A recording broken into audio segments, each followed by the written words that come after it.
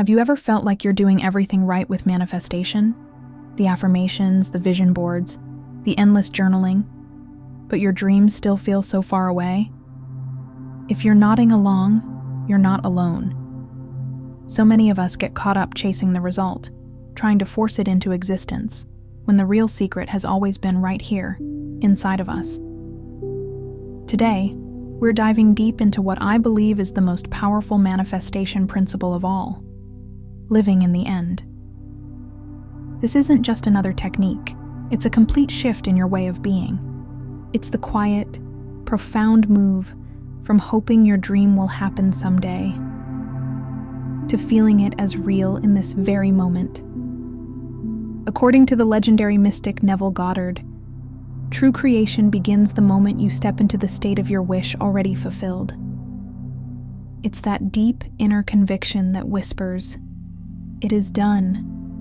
I am already who I desire to be." This practice, which Neville called living in the end, is the very heart of creation. It's not about pretending or faking it. It's about aligning your feelings and your imagination so deeply with your desired reality that your external world has no choice but to mirror it back to you. In this guide, we're going to explore exactly how this sacred approach works, why it's so life-changing, and how you can start living in your fulfilled state today. So, what exactly does living in the end mean in manifestation? It means you think, feel, and act as if your desire has already been fulfilled. You stop hoping for a change and start embodying the version of yourself who already has everything you want. For example, you don't wish to be loved. You feel loved right now. You don't wait for success to arrive. You live as if success is already a core part of your identity. You don't ask for abundance.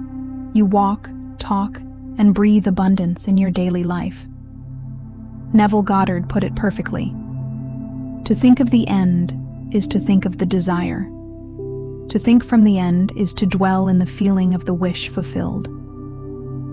That tiny shift in perspective, from thinking of your desire to thinking from your desire, is the master key that unlocks creation. So, why does this work so effectively?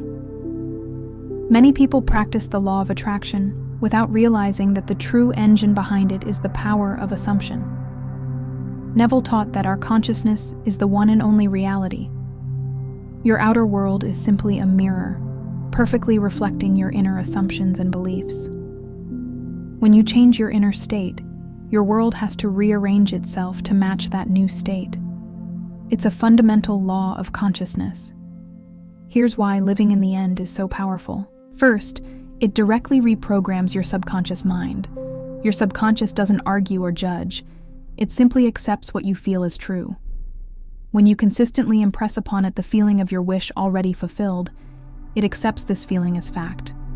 Once that happens, your subconscious mind, which controls 95% of your life, begins to organize everything to bring that reality into your physical world. Second, it shifts your energetic vibration. If you prefer the language of the law of attraction, this is for you. When you're constantly wishing and wanting, you're sending out a signal of lack. You're telling the universe, "I don't have this." But when you live from the end, you stop sending signals of lack and start radiating the frequency of already having. You align yourself with the reality you want to experience, drawing it to you effortlessly. Third, and this is crucial, it transforms your self-concept. You stop identifying as someone who is trying to manifest, and you become the person who already has it. This shift in identity is everything.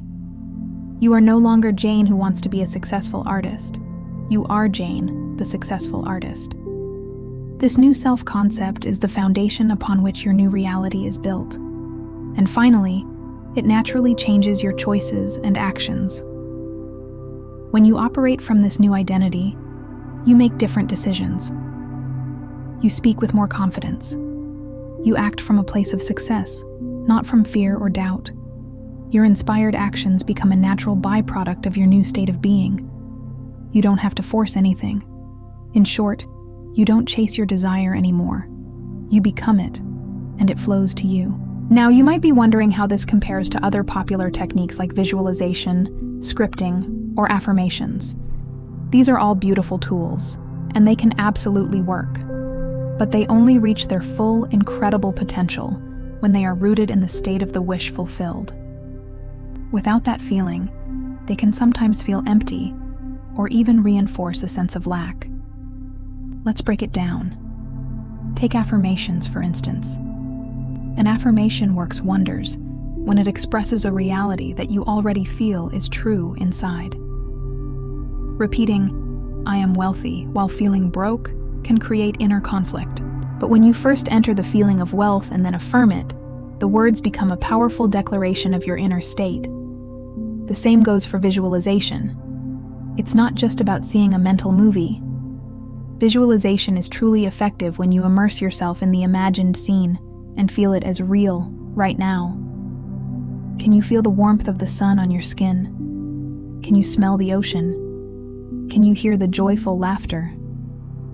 When the imagined scene feels so real it moves you emotionally, that's when it's working. If it just stays as a picture in your mind without any feeling, it lacks the power to create. And what about scripting? Scripting becomes a magical tool when you write from the perspective of your fulfilled identity. You aren't writing about what you hope will happen.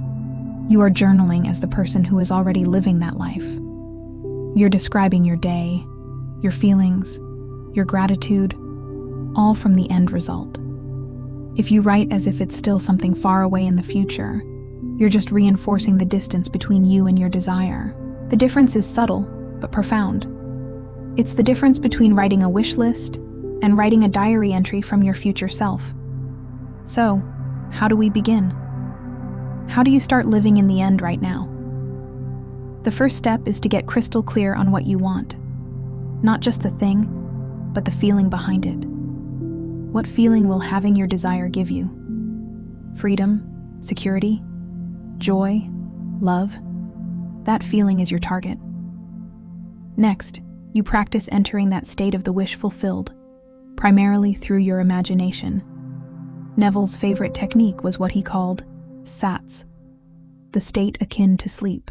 This is that drowsy, relaxed state you're in just before you fall asleep, or just as you're waking up. In this state, your conscious mind is quiet, and the door to your subconscious is wide open. Here's how to do it. As you lie in bed, get comfortable and relaxed. Bring your desire to mind. Now, instead of thinking of it, construct a short, simple scene that would imply your wish is already fulfilled. It must be an action. For example, if you want a new job, you could imagine a friend congratulating you. You'd feel their handshake, hear their voice say, "Congratulations on the new job," and feel the thrill of joy in your heart. Loop this short scene over and over again in your imagination. Feel it with all your senses until it feels real, until you are filled with the emotion of it being done. Then, fall asleep in that feeling. You are impregnating your subconscious mind with this new reality. When you do this consistently, night after night, you are effectively rewriting your inner world. During your waking hours, your job is to maintain this assumption as much as possible. When doubt or old thoughts come up, and they will, don't fight them. Simply acknowledge them and gently return to your assumption. Ask yourself, how would I be feeling right now if my wish were true? And then embody that feeling. Walk as that person. Talk as that person. Make decisions as that person. This isn't about ignoring your current reality. It's about giving more attention and focus to your inner imaginal reality. You know the outer world is just a shadow, a delayed reflection of your past consciousness. Your work is in the present moment, cultivating the inner state that will project your desired future. Living in the end is a practice of faith and discipline. It's about trusting that your imagination creates reality, and that the feeling of the wish fulfilled is the creative secret. It's about choosing your inner state, regardless of what the outside world shows you. It's the most direct, potent path to creating the life you truly desire, because it changes the one thing that has the power to change everything: you. Start tonight. Choose one desire. Find the feeling of it being fulfilled, and as you drift off to sleep, live in that feeling. Let it be the last thing on your mind. You have the power within you to be, do, and have anything you can imagine. It's time to stop chasing and start being. Thank you so much for joining me today. If this resonated with you, please give this video a like and subscribe for more content on conscious creation. I'd love to hear about your experiences with living in the end, so please share them in the comments below. Until next time, happy manifesting.